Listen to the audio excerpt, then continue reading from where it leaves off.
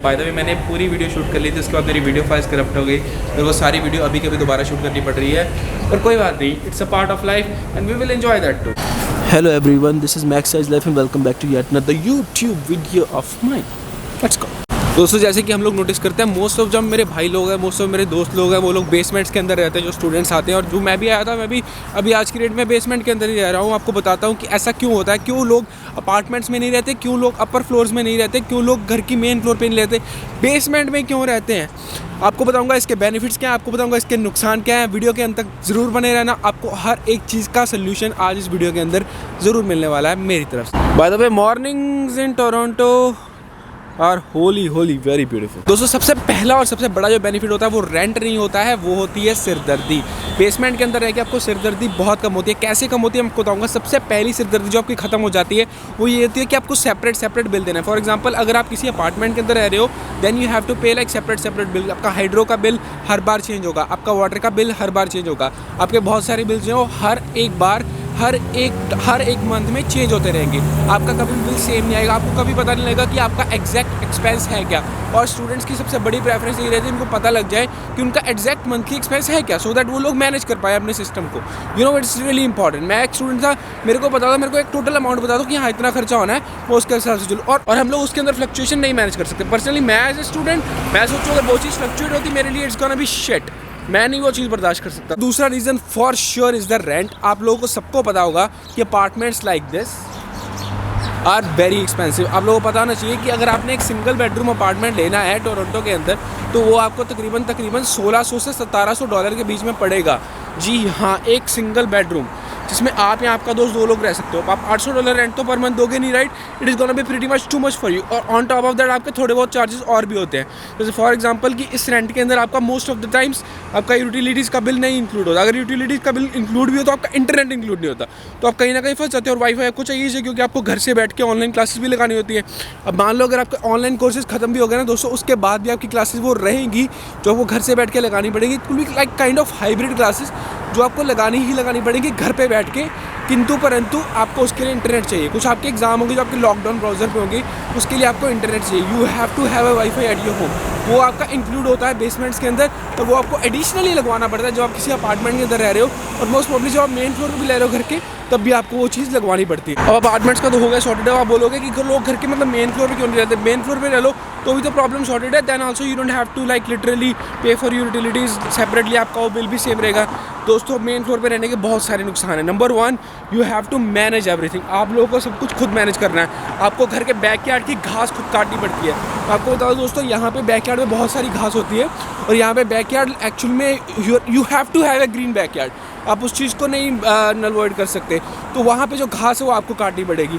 जो ये वॉकवे होते हैं जहाँ मैं चल रहा हूँ इस टाइम, जो घर के सामने वाला वॉकवे है, आप लोगों को उस वॉकवे को खुद क्लीन करना पड़ेगा, कोई आके नहीं करेगा। और अगर वहाँ पे कोई स्लिप हो गया तो आप सुओगे, क्योंकि आपने लीज साइन की होगी। अगर आपने लीज साइन किया, आप उस प्लेस के एट दैट टाइम ऑनर हो, और उसके सारे एग्रीमेंट के अंदर लिखा होता है कि आप लोगों की ड्यूटीज़ क्या क्या है, कि आपको क्या क्या करना है बेसिकली। तो इस चीज़ के अंदर मेन फ्लोर में आप फंसने के आपके ज़्यादा चांसेस हैं। दूसरा ये रीज़न कि मेन फ्लोर में बच्चे नहीं रहते, स्टूडेंट्स नहीं रहते आगे, वो ये है कि आपको अगर मेन फ्लोर पे रहते हो, देन यू हैव टू पे maximum amount of utilities bill.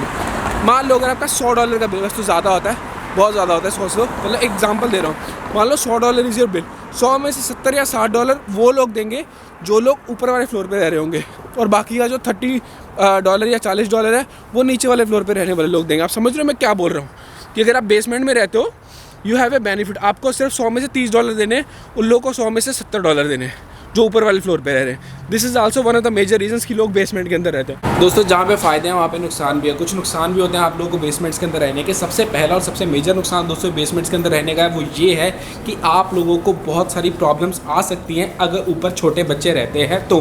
किंतु परंतु होता क्या है कि बहुत सारी बेसमेंट्स के अंदर मोस्टली छोटे बच्चे नहीं रह रहे होते, तो it is like okay for you. और ऊपर जो लोग रह रहे होते हैं वो इतना ज़्यादा श्योर नहीं बजाते, बिकॉज दे अंडरस्टैंड कि somebody is living in the basement. किंतु परंतु हर बार ऐसा केस नहीं होता है। आप लोगों को मेक श्योर करना है, आप लोगों को पहले ऑनर से पूछना है कि ऊपर छोटे बच्चे तो नहीं रह रहे। अगर ऊपर छोटे बच्चे रह रहे हैं तो कोशिश करो उस बेसमेंट के अंदर मत जाओ, क्योंकि बीइंग ए स्टूडेंट आप लोग most of the times night shift करने वाले हो। जो आप लोग नाइट शिफ्ट करने वाले, आपको दिन के अंदर सोना, और दिन के अंदर वो बच्चे आपको ऊपर सोने नहीं देंगे। ट्रस्ट मी, पर्सनल एक्सपीरियंस से बोल रहा हूँ, वो बच्चे आपको ऊपर से सोने नहीं देंगे। इस चीज़ का ध्यान रखना, ऊपर छोटे बच्चे ना हो। और इस चीज़ का भी ध्यान रखना, मतलब ये ज़रूरी नहीं है कि सिर्फ छोटे बच्चों से शोर आता है, तो आपने एक बार बोल देना है ऑनर को कि देखो मुझे शोर ज़्यादा नहीं चाहिए, मैं नाइट शिफ्टें भी कर रहा हो सकता हूँ या कर रही हो सकती हूँ क्योंकि मैं एक स्टूडेंट हूँ। एक और दोस्तों मेजर ड्रॉबैक जो मैंने बेसमेंट्स की नोटिस की है वो ये है कि समटाइम्स यहाँ पे आपको लीकेज वगैरह देखने को मिल जाती है, जैसे कि और एक और चीज़ है वेट फ्लोर्स। अगर आपने टाइल्स वाली बेसमेंट ले ली जिसमें टाइल्स लगी हुई हैं तो आपकी टाइल्स वेट हो सकती हैं क्योंकि कंडेंसेशन हो जाती है, उसकी वजह से टाइल्स के ऊपर वो वेटनेस जमा हो जाती है और आपको ऐसे लगा जैसे आप मतलब गीली गीली टाइल्स है, पैर नीचे रख लो गीला गीला है, या आपको चीज़ें हो सकती हैं एक्सट्रीम गर्मी और एक्सट्रीम सर्दी के अंदर।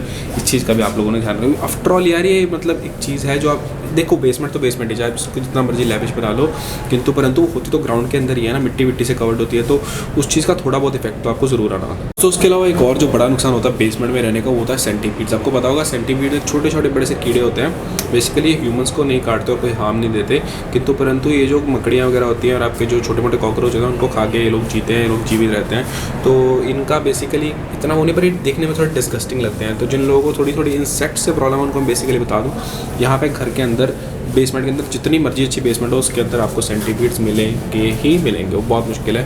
और मैं बोलता हूँ समटाइम अपर फ्लोर पे मिलते हैं और अपर फ्लोर मतलब इतने ज़्यादा बेसमेंट के अंदर वो प्रॉब्लम रहती है, अपर फ्लोर पे इतनी ज़्यादा प्रॉब्लम रहती है। पर अगर आपने इससे बिल्कुल नहीं ज़्यादा जानना है तो आपका एक ही फिर आपका 1 पॉइंट सोल्यूशन है, वो आपका ये